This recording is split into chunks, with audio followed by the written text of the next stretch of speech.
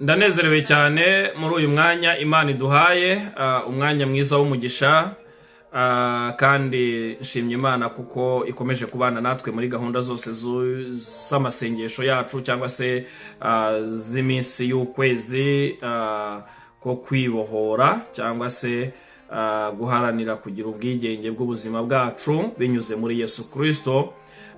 Ntabwo ari twebwe tuzibohora, narababwiye ngo isi ntiyakubohora, abaturanyi ntibakubohora, abavandimwe ntibakubohora, nta n'umuntu n'umwe wakubohora, kuko n'uwagerageza kukubohora yakubohora iminsi mikeya cyane, ariko Kristo niwe ubohora umuntu by'iteka, ubuzima bwe bukagira icyerekezo, ubuzima bwe bukamera neza. Imana yacu ishimwe cyane. Turi muri iyo gahunda rero kugira ngo dutangaze, navuga ngo dusabe Imana kugira ngo iduhe kwibohora muri uku kwezi. Birashoboka yuko warakijijwe, birashoboka yuko wamenye Imana, birashoboka yuko waje imbere y'Imana ubabaye, rwose utangira gufashwa no kunezerwa, ariko uracyaboshye cyangwa se uracyafite ibintu byinshi bikuboshye. Imana itugirire neza. Twagiye tuvuga ku magambo atandukanye muri iki cyumweru, tugeze ku munsi wa kane w'amasengesho cyangwa se w'uku kwezi kwa gatanu. Turashima Imana rero ikomeje kutugirira neza. Mu byo twagiye tuganiraho, nagiye mbona kugira neza kw'Imana ku ruhare rwanjye, kuko hari ikintu byinshi byagiye binyigisha, kandi numva hari uburyo ki ngomba kubaho mu buzima bwanjye nsigaje ku isi. Imana yacu tugire neza cyane. Ntatinze, uyu munsi turaganira cyane ku bintu bimwe na bimwe biboha umuntu, ariko uyu munsi turavuga ku kintu kijyanye n'intekerezo. Ndashaka kuvuga hejuru y'imbaraga z'intekerezo ziri pozitifu, cyangwa se intekerezo zitari muri negatifu. Nimvuga pozitifu ubwo ndi buri ikinyarwanda nyacyo, ariko ndashaka kuvuga hejuru y'intekerezo ziri pozitifu cyangwa se positive thinking.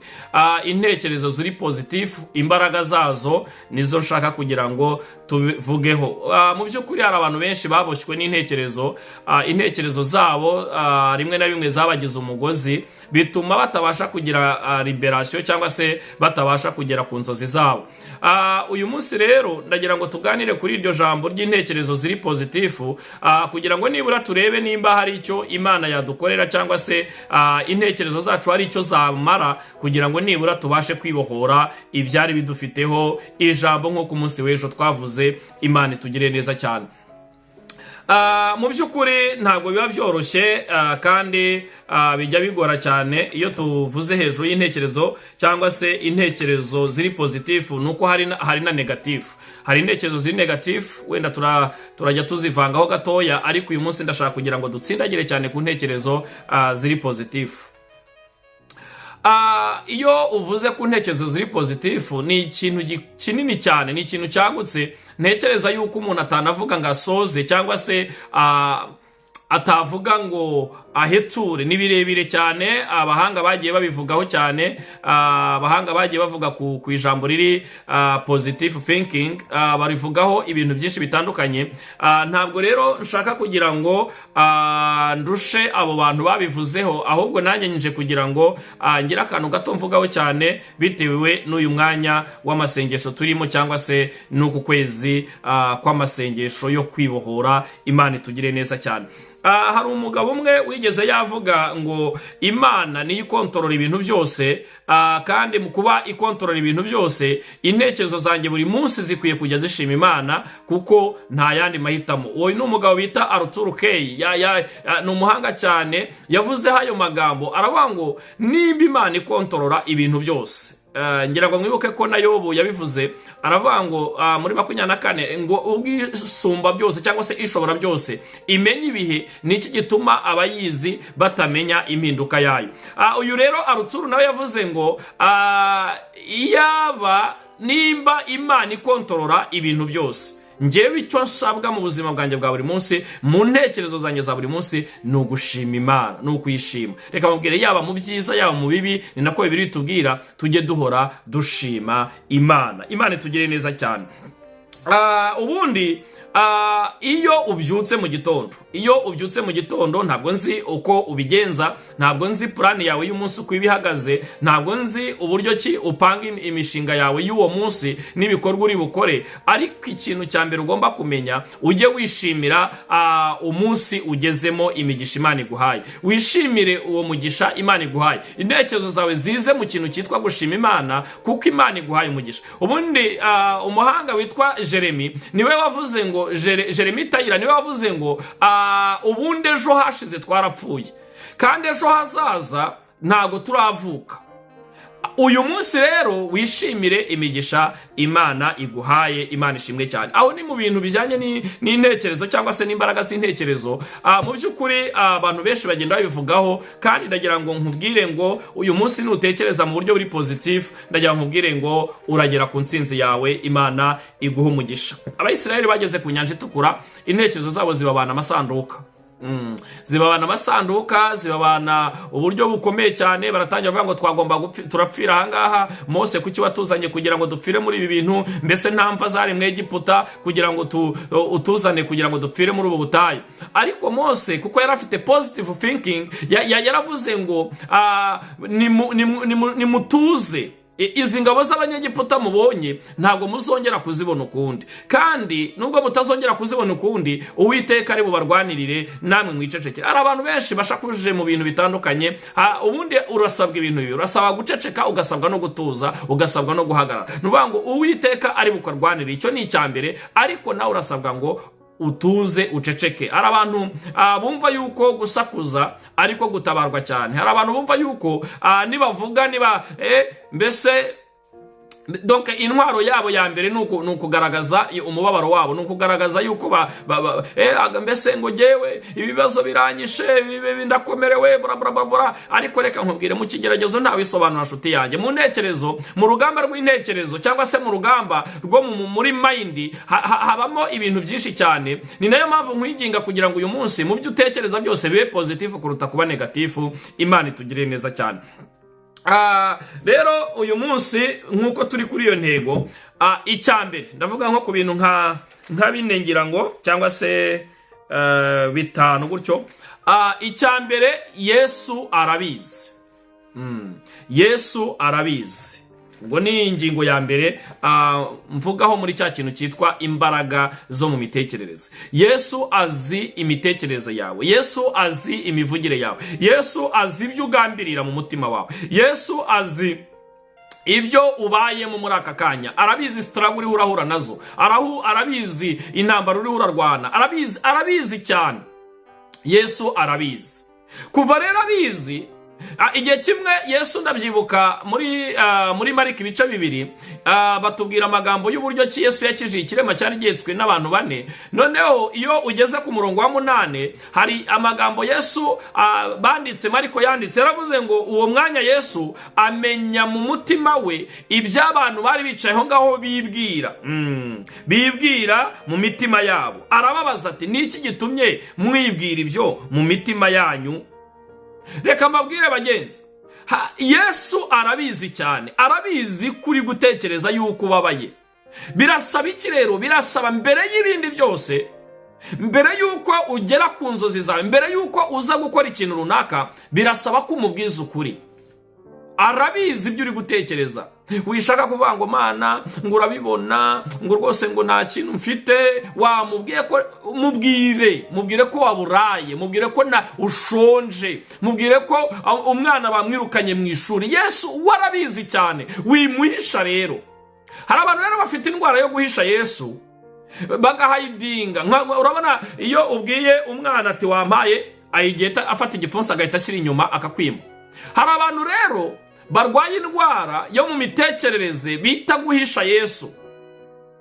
Akaza mu rusengero aje gusenga, bavuga ngo reka dusengere ibyifuzo byacu, ngo mana nawe urabizi rwose na nyine ubibone nyine nuko agakwepa akabinyura ku ruhande ngo mana ngo none se nguriya mwana ngo ko ndeba ari mu rugo ngo mbigenze gute wamubwiye ko ukeneye school fees wishaka kubinyura ku ruhande mubwire straight away mubwire ikijya imbere ubwire Yesu kuko arabizi cyane azi ibyo uri gutekereza azi agahinda kawe azi umubabaro wawe arabizi rero kwirirwa umuhisha umucenga ibyo ni bimwe muri negative thinking cyangwa se intekerezo ziri negative wowe mubwire byose umuganyire umubwire amaganya yawe umubwire ko waburaye umubwire ko umugabo yakwirukanye umubwire ko wabuze minerivare umubwire ko wakennye umubwire ko washonje umubwire yuko ukeneye iki n'iki umubwire ngo njyewe nkeneye ibi nkeneye ABC nabuze amavuta yo kwisiga nabuze ibi n'ibi mubwire niwe data wa twese ijambo ry'Imana rirambwira ngo ntabwo azabura kurengera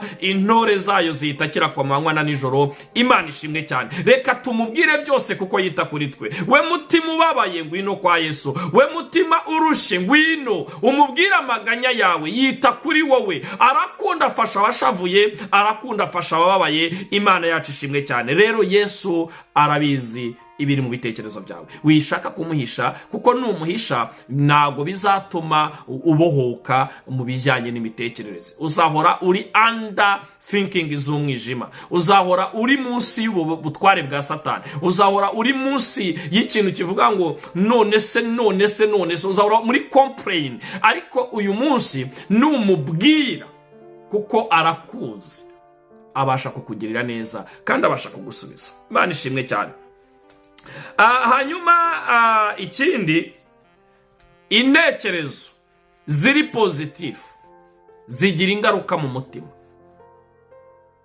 intekerezo ziri positive zigira ingaruka mu mutima wawe iyo tuvuze ingaruka ndagira ngo mbabwire ijambo ingaruka harimo ingaruka nziza hakaba n'ingaruka mbi ariko uyu munsi ndashaka kubwira ngo ingaruka nziza zivuye mu mitekerereze ziri positive noneho ubundi ubushakashatsi bwagaragaje yuko intekerezo ziri positive zitera umutima kwihangana sinzi nimba ako kantu mukumva intekerezo ziri sinzi hari ukuntu ugera mu kibazo ugera ahantu babaye watangira nigeze kera kambaho urugero rutoya kera nigeze mbona akazi ahantu bita igacuriro bazi mu Rwanda ngira ngo barahazi igacuriro ni ahantu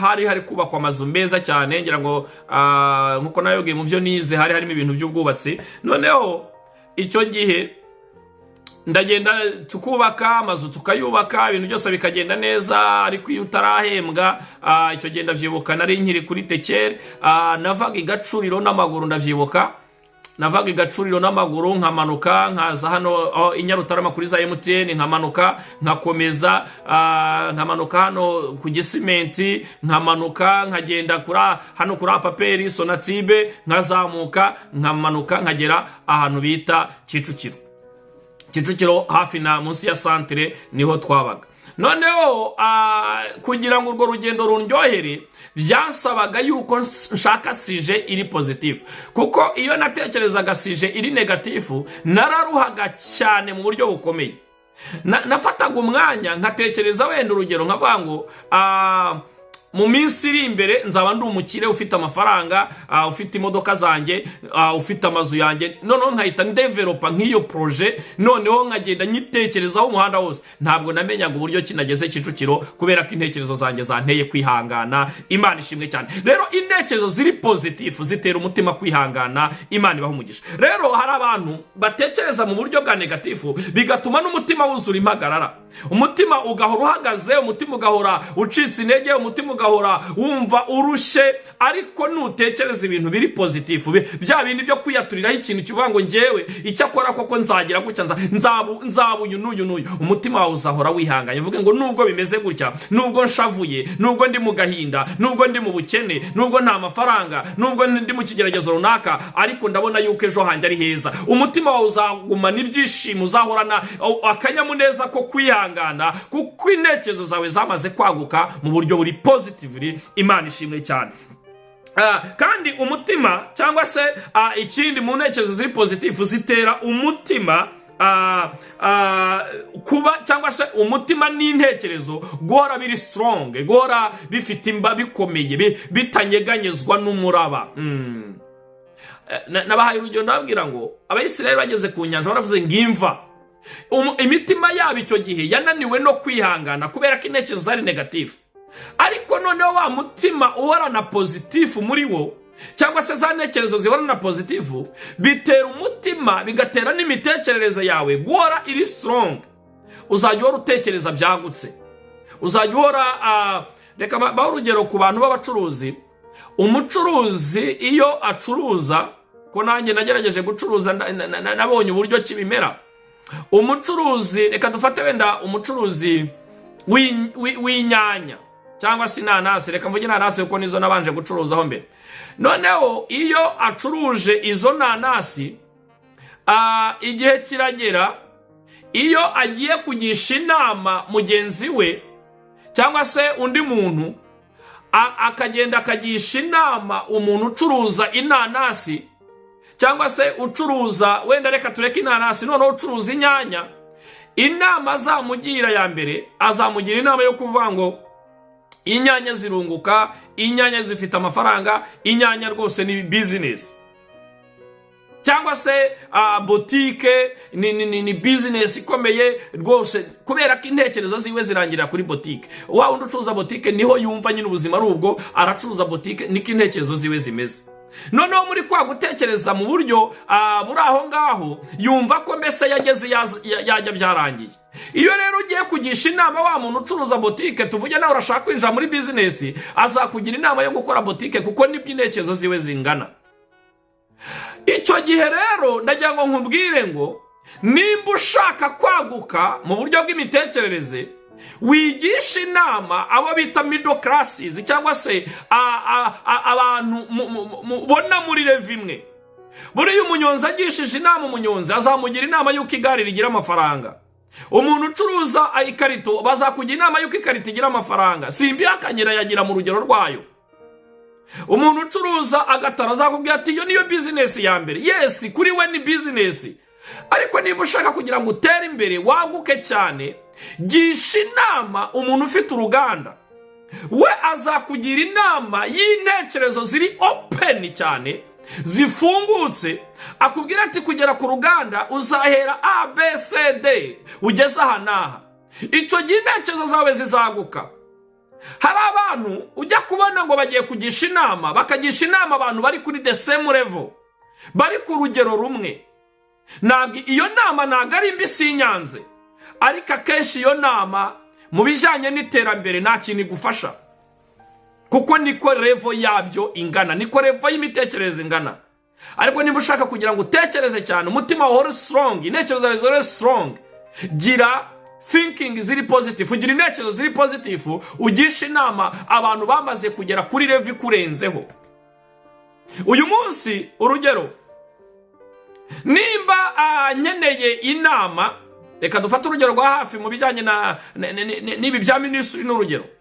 Nimba nyeneye uburyo kirayize ni shine world itera imbere, cyangwa se yakaguka, cyangwa se yagira gute, ntabwo ndi burebere mu cyumba cy'amasengesho ngo nge nareba umuntu wandi ufite icyumba cy'amasengesho ngo fasha umbwire ukuntu Rise and Shine World Ministry izatera imbere ku rwego rw'isi.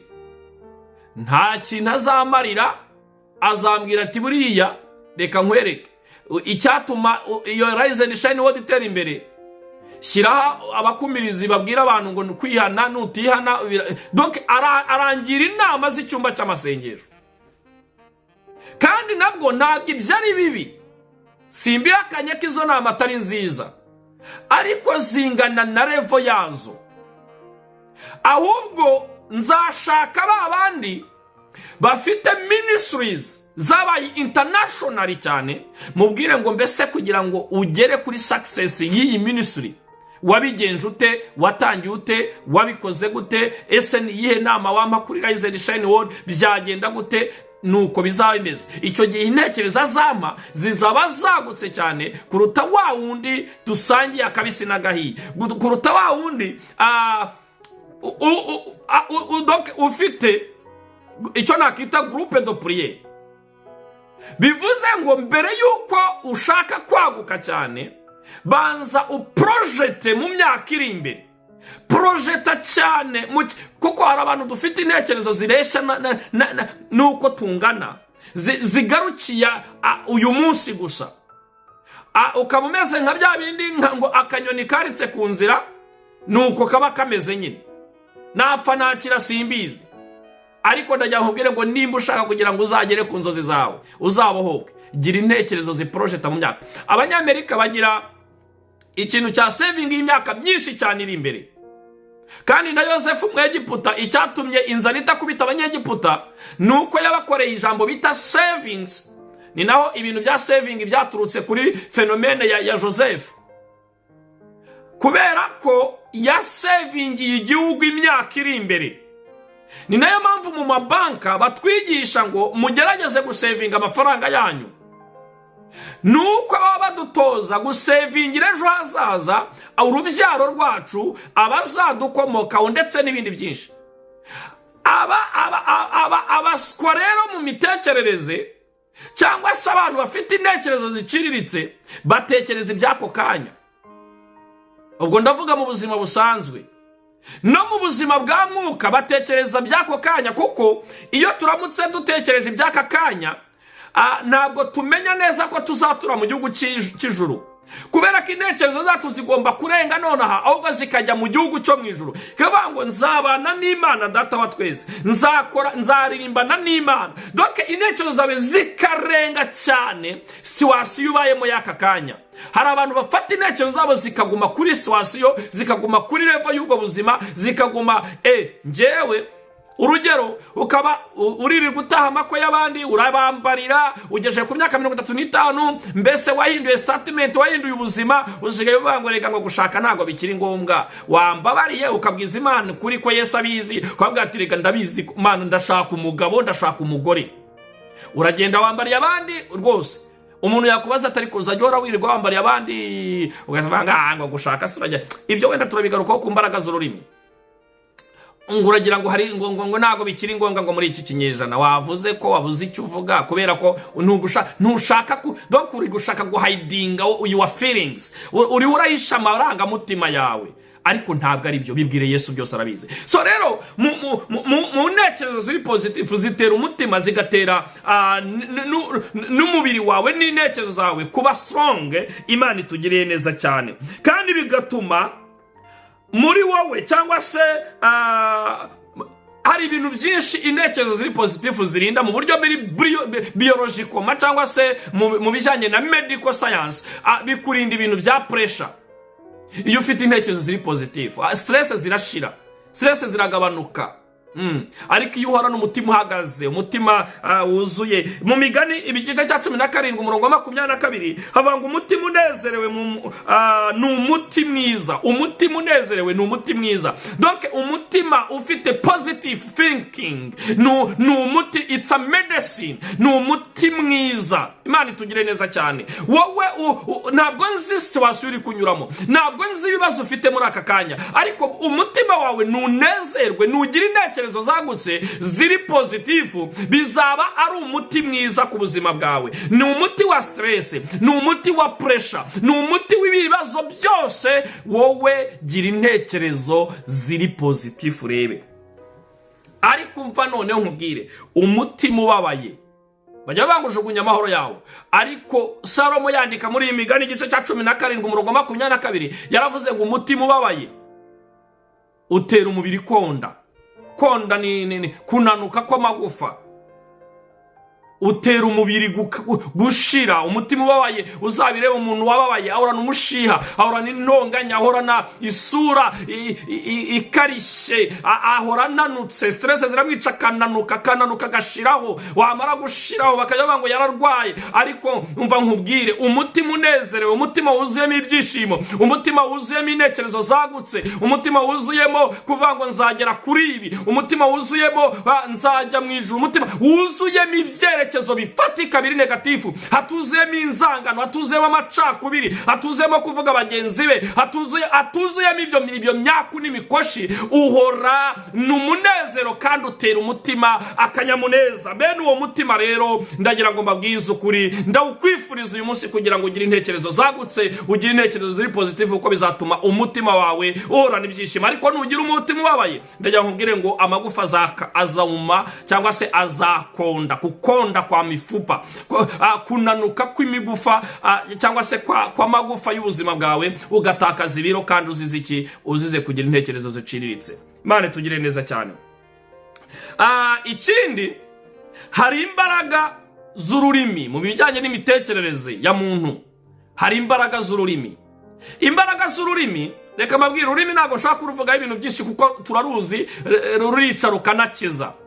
Ariko uyu munsi ndashaka kubwira ngo ururimi mu migani 16 niba bigeze Salomo yandika mu murongo wa 24, yaravuze ngo amagambo anezeza cyangwa se ibisohoka ku rurimi binezeza bimeze nk'ubuki uryohera. Kandi ntabwo ubuki buryohera gusa, ahubwo ngo ameze nk'ubuki buryohera ubugingo bw'umuntu, agakomeza ingingo ze.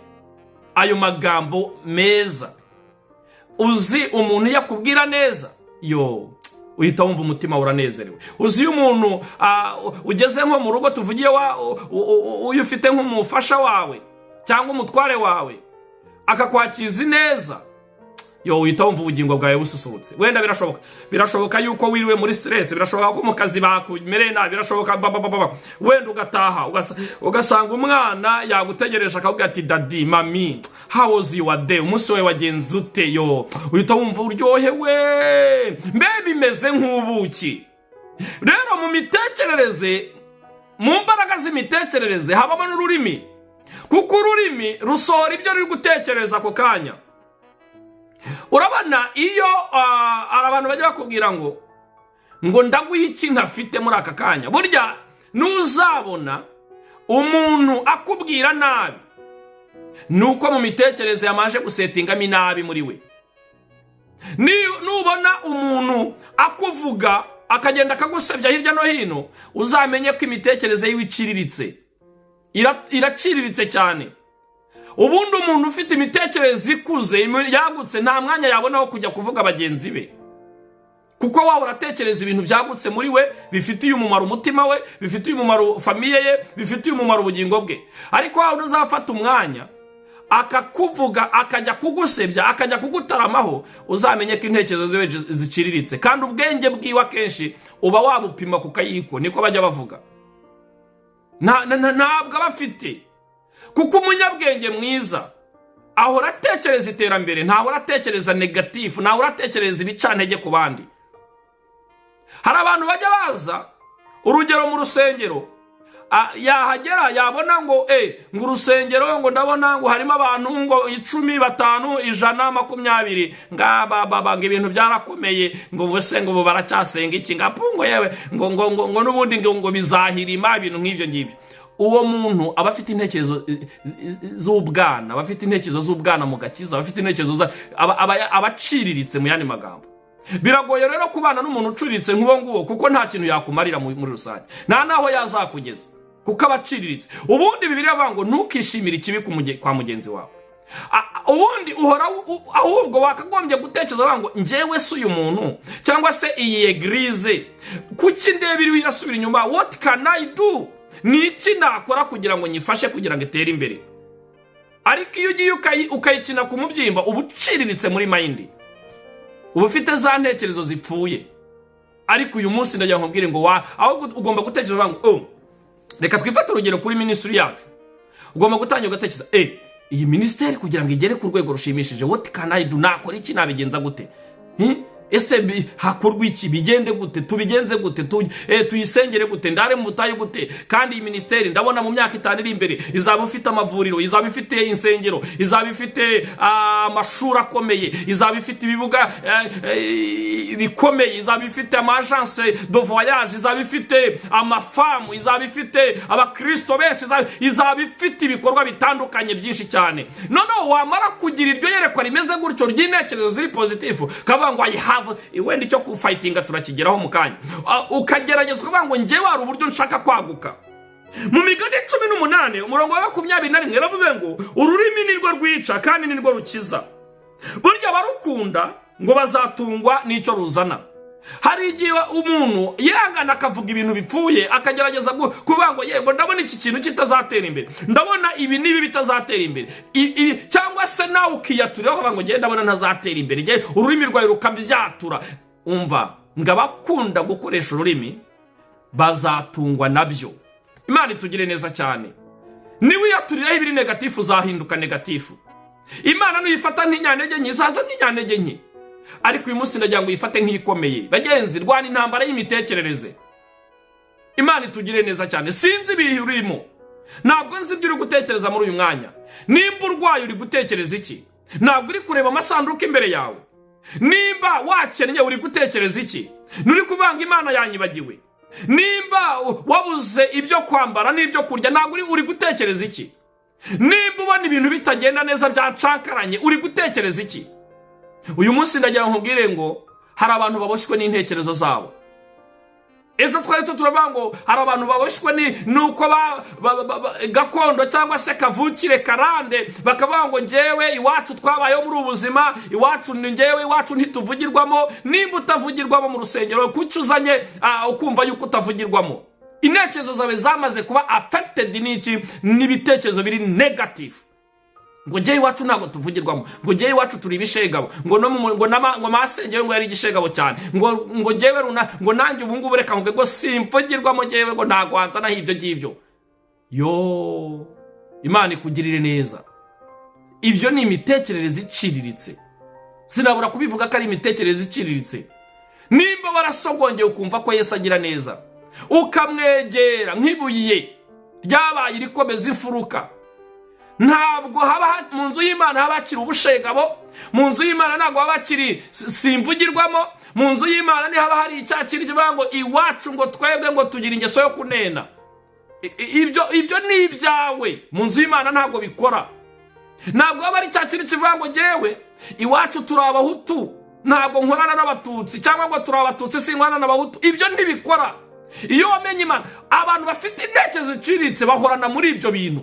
Ngo njyewe ngo buriya ngo hari umuntu ntahamagara, ngo hari umuntu ntasuhuza, hari umuntu ntavugisha, ngo si uwo mu bwoko bw'iwacu. Bwaso se ubwoko buhe? Mu ijuru ko turi umwe, twaremwe mu ishusho y'Imana. Reka tugire intekerezo zagutse nk'abana b'Imana.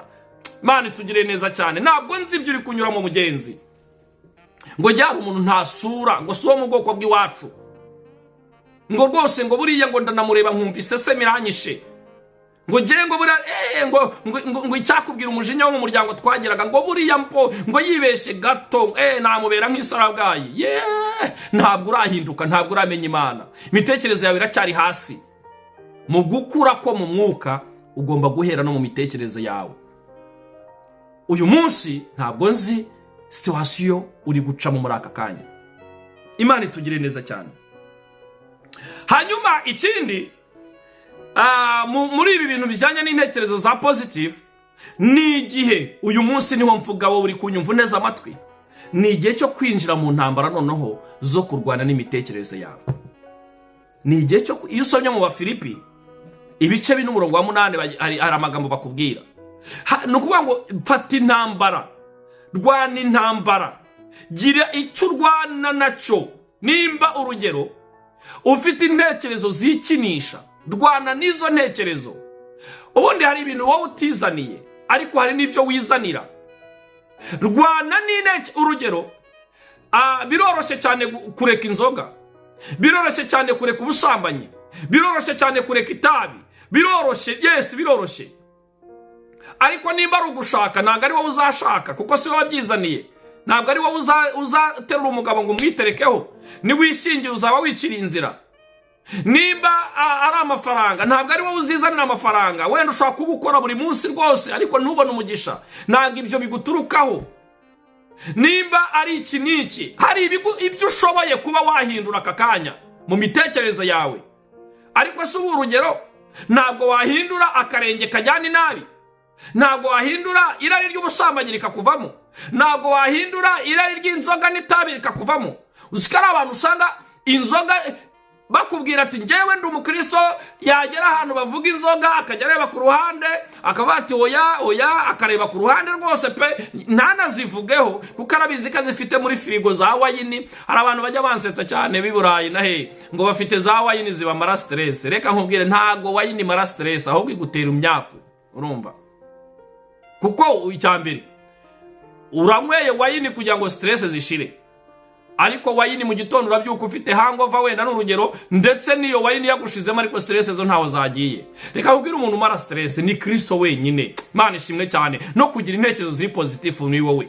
Kavati reka nkubwire, njyewe ngomba nubwo mbona byankomeranye guca hano i Burayi, ariko Yesu ni umwami, nzagera kuri iyi ntego, nzagera kuri ibi nibi. Ariko ugasanga afite amakarito ya wayini ngo niyamumara stress, ngo njyewe ngiyo umugabo ndakaje ngo mpita ninkubitira ka wayini, ngo njyewe ngiyo boss yandakaje mu kazi ngo ndagenda nkaruhukira kuri wayini ngo ngasinzira neza, kandi mu gitondo uzongera uhure na boss ubyibuke bya bintu. Ariko Yesu wenyine niwe umara inyota, niwe umara stress, niwe umara agahinda, niwe umara umubabaro. Uwo mugabo twiringiye bagenzi atandukanye n'abandi bose, ndavuga hejuru y'imbaraga z'imitekerereze. Reka dutekereze ibitekerezo byagutse kuruta gutekereza ibiciriritse. Nta kintu na kimwe cyakumara kuri stress usibye Yesu wenyine. Imana ishimwe cyane, haleluya. Reka mbabwire bagenzi, nimuhagarare turwane intambara yo mu mitekerereze. Imitekerereze ishobora gutuma habayo ibintu biri negatifu cyane. Tuvuge nimba utekereza ngo njye uriya muntu nzamwica. Hari umuntu mu minsi ishize aherutse kunganiriza, arambwira ati njye nari mfite umugambi mubisha, kandi ibyo byatangiriye mu bitekerezo. Ndamubwira ngo ujye uhumeka umwuka wo mu mazuru, uracyafite ububasha bwo kugera ku ntsinzi yawe, kugera ku ndunduro y'ubuzima bwawe bwiza. Witekereza icyo kintu kibi cyo wagomba gukora kitari cyiza, ahubwo tekereza mu buryo bwagutse, uvuge ngo ejo hanjye ni heza.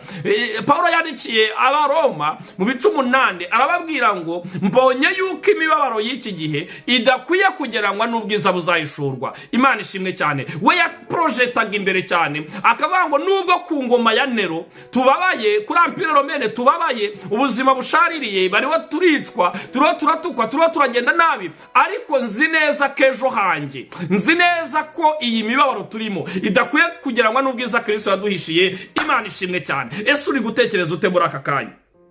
Ni igihe cyo kwinjira mu ntambara rero, ukarwanya intekerezo ziri negatifu ku buzima bwawe, ukambara intekerezo ziri pozitifu. Imana ishimwe cyane. Ikindi cya kabiri, iyumvemo ibitekerezo biri pozitifu. Tangira ahari negatifu, ushyiremo ibitekerezo biri pozitifu. Iyo usomye muri Zaburi ya 19 bazabikubwira. Tangira utekereze, uvuge ngo njyewe guhera uyu munsi wa none ngiye gutekereza ibintu byagutse, ngiye gutekereza ibintu bifatika, ngiye gutekereza ibintu bigeza ku nzozi zanjye.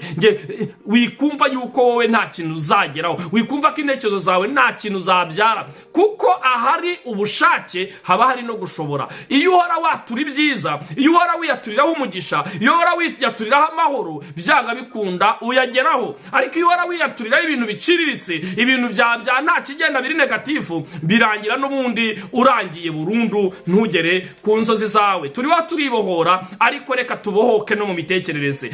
Ikindi, wicishe bugufi muri bagenzi bawe. Icisha bugufi muri bagenzi bawe, ube hambo, kuko hari abantu benshi bishize hejuru. Kubera yuko burya, reka nkubwire, umuntu uzikomanga mu gituza akavuga ngo ndiwe, uwo muntu ararwaye, ntago ari muzima, arwaye mu mutwe, arwaye mu mitekerereze. Ahubwo umunyabwenge ahora yicisha bugufi, ahora aca bugufi muri bagenzi be, ahora yumva atuje, ahora yumva nta kindi. Iyo yumvise ntavuga vuba, arabanza akanariza akavuga ngo mbese byagenze gute. Abo nibo banyabwenge Imana ikeneye muri iki gihe. be kind ku bandi bantu. Gerageza ugira ubumuntu muri wowe, uca bugufi muri wowe, hanyuma Imana niyo yonyine izakuzamura. Intekerezo zawe nizige guca bugufi bagenzi, nizige gutuza, nizige kugira ubumuntu, kuba umunyamuntu, urumva, kuruta kuba inyamaswa. Hari abantu bameze nk'inyamaswa, hari abagore bameze nk'inyamaswa, hari abamama bameze nk'inyamaswa, hari abapapa bameze nk'inyamaswa. Yagera mu rugo abana bakirukanka bagahunga, ntabwo kindness afite muri we. Wapi yabaye ikivume. Ariko Imana itugire neza. Hindura intekerezo zawe uyu munsi wa none. Hanyuma noneho akanyuma soza, urangwe no guseka, urangwe n'ibyishimo. Smiling and laughing. Rangwa no guseka, urange no gusmeringa, ukubonye kubone mu munezero. Hari agakora sinjya ndirimba nkavuga ngo umuti wabyo urabonetse wo guhangana n'ibigeragezo ni ukubisuzugura, ukabifata nk'ibitariho, ukabigenda hejuru. Wahura na bamwe babisunika, bakubaza amakuru yawe ukababwira ngo ni meza kuko Yesu ari ku ngoma. Imana itugire neza cyane. Ntabwo nzi uko wari uhagaze, ariko rangwa n'ibyishimo mu buzima bwawe, rangwa n'amahoro, rangwa n'umunezero. Garagaza yuko nubwo bimeze, kuko umuntu ufite imitekerereze iri positive, ndagira nkubwire ngo ntabwo yahora ashavuye, ntibibaho, kubera ko umutima wiwe uba waragize patiently, cyangwa se uba waragize kwihangana muri wo. Imana itugire neza cyane. Ese isuzume wowe uri kunyumva umuvandimwe, intekerezo zawe zirakubwira iki muri aka kanya? Aho ntabwo ziri kukubwira ibintu biri negative, aho ntabwo zikubwira yuko utazagera iyo ujya, aho ntabwo zikubwira ko ubuzima bwawe bwarangiye, ntiwamaze gushyira akadomo. Ese intekerezo zawe zirakubwira yuko uzagera ahantu hafatika? Ese intekerezo zawe zirakubwira ko uzajya mu ijuru? Paulo niwe yavuze ngo narwanye intambara nziza yo kwizera, narinze ibyo gukiranuka, ibisigaye mbikiwe ikamba ry'ubugingo. Intekerezo ziwe zari mu ikamba ry'ubugingo, zari hejuru cyane. Reka dushyire intekerezo zacu hejuru cyane kuruta kuzishyira ku by'isi. Ni nako imigani yanditse. Intekerezo zacu nizijye hejuru cyane bagenzi. Wizigumisha ku by'isi. Iby'isi bizarangira, iby'isi bizashira, ariko abategereje Uwiteka bazasubizwamo imbaraga. Imana ihabwe icyubahiro. Ntabwo nzi uyu mwanya gahunda zawe mu mitwe wawe, ntabwo nzi ibyo watekerezaga. Nimba wiciraga iteka, ndagira ngo ugarure intekerezo, urwane intambara yo mu mitekerereze. Wirememo ibitekerezo biri positifu, wirememo ibitekerezo bizakugeza bizakugeza ku ndunduro y'ubuzima bwawe. Imana itugire neza cyane. Ndagusabira uyu mwanya wa none kugira ngo ugire icyerekezo kizima, utangire upange imishinga ifatika, utangire upange imishinga yakugeza ku nzozi zawe, utangire urebe famiye yawe. Nimba uri umukobwa, utangire urebe wambaye agatimba, utangire urebe utembereye mu modoka nziza. Nimba wari ushaka ibyangombwa, utangire urebe uri muri Amerika, wenda warabigerageje ntibyanga, utangire ubone wageze muri Amerika. Nimba ushaka kujya i Burayi, utangire urebe wasuye abanyaburayi. Nimba ushaka kugira ngo uvuge ngo ngewe nzubaka inzu, utangire utekereze iyo nzu, nzubaka etaje, nzubaka inzu nziza mu mujyi wa Kigali cyangwa n'ahandi ku isi. Donc tangira wagura intekerezo zawe kuruta guheranwa n'agahinda. Bizagufasha kuva muri stress, bizagufasha kuva mu maganya, bizagufasha kwiheba. Nimba uvuga uti ngewe ndashaka kuzabyara, tangira utekereza abana bawe bari kujya kwiga mu mashuri meza, bari kugenda mbese bavuga Icyongereza, barakuze, bari gushaka, bubaka ubukwe. Donc projeta mu myaka 50 uri imbere y'ubuzima bwawe. Wiprojeta muri aka kanya ngerega ngo ndabona ngo situation ndimo, ngo ndabona n'abana banjye bazaba nabi bagapfana. Reka mabwire, aturiraho abantu imigisha, aturiraho ibi ururimi rurarema. Imana itugire neza cyane. Intekerezo zawe nizaguke uhereye umunsi wa none. Amahoro y'Imana abe kuri wowe. Wowe warundeza amatwi, umwuka w'Imana akomeza agendane nawe, aguhishure cyane. Tuvuze bike cyane ku ntekerezo, kuko ni byinshi ku bintekerezo ziri positifu, ariko wowe umwuka w'Imana gusobanurire, kandi ubwiza bw'Imana bukugereho. Uhereye none mwifurije kugera ku nsinzi y'ubuzima bwawe. Imana iguha umugisha. Shalom shalom. Ndagukunda cyane. Amina amina amina amina amina amina.